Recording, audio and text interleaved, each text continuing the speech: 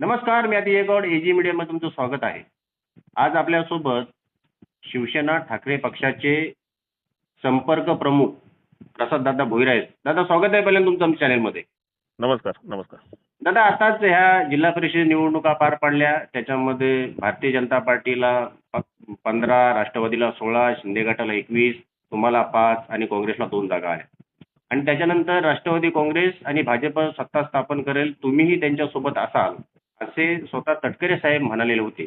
परंतु अचानक 12 तारखेला शिंदे गटाने सत्ता स्थापनेमध्ये प्रवेश केला आणि त्याच्यामुळं मला वाटतं तुम्ही त्या वेळेला बहिष्कार टाकला. तुम्ही तिथे आतमध्ये उपस्थित नव्हता. तर दादा हे एकंदरीत असे अचानक युटर्न हा शिंदे गटाला आतमध्ये घेऊन आपले तटकरे साहेब असतील किंवा बाकीचे नेते असतील त्यांनी का तर थोडंसं करेक्शन करतो. आम्ही सगळेजण त्या ठिकाणी सभागृहामध्ये उपस्थित होतो आणि विशेषतः बिनविरोध निवड झाल्यामुळे तिथे काय विरोध दर्शवणं किंवा पाठिंबा देणं हा विषय झाला नाही.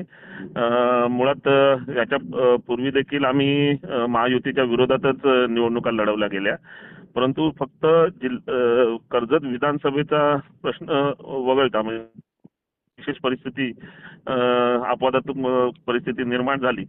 त्याच्यामुळे एका गटाविरुद्ध तिथे सर्व पक्षीय एकत्र येऊन त्यांनी निवडणूक लढवली आणि त्यामुळे आम्हाला तिथल्या महायुतीतील एका गटाबरोबर म्हणजे राष्ट्रवादी अजित पवार गटाबरोबर आम्हाला त्या ठिकाणी निवडणूक पूर्व आघाडी करून ती निवडणूक लढवावी लागली.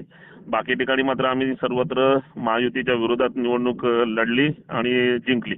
तर त्याच्यामुळे आम्ही विशेषतः जी विरोधी पक्षाची खरी भूमिका असते की ज्या ठिकाणी सत्ताधाऱ्यांची चांगली कामं असतात तिथे विरोधाला विरोध न करता त्यांच्या चांगल्या कामासोबत राहणं, जनतेच्या प्रश्नांवर सत्ताधाऱ्यांची जी चांगली भूमिका आहे त्याच्यात त्यांना सहभाग देणं किंवा त्यांना पाठिंबा देणं आणि जिथे मात्र त्यांची जनतेच्या विरोधातली किंवा अगदी जी काही भ्रष्टाचाराची वगैरे प्रकरणं असतील त्या ठिकाणी त्यांना कडाडून विरोध करणं आणि विरोधी पक्षाची सक्षम भूमिका राबवणं, अशा पद्धतीनेच जी विरोधी पक्षाची खरी भूमिका असते त्या भूमिकेतच आम्ही साकार राहणार आहोत आणि त्याच्याशी आमची जनतेशी बांधिलकी राहणार आहे.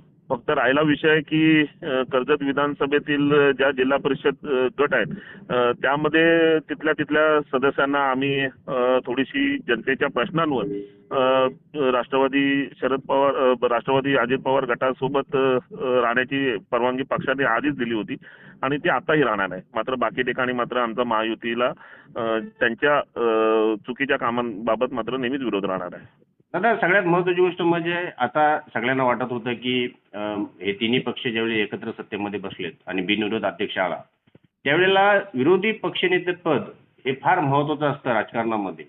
तर विरोधी पक्षनेतेपद आता नेतेपदी कोणी बसणार नाही असं लोकांना वाटत होतं.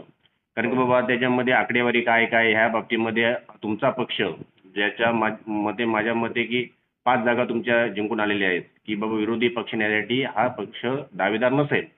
तर तुम्हाला काय वाटतंय तुम्ही ह्या विरोधी पक्ष नेत्यासाठी काही पावलं उचलणार आहात? नक्कीच.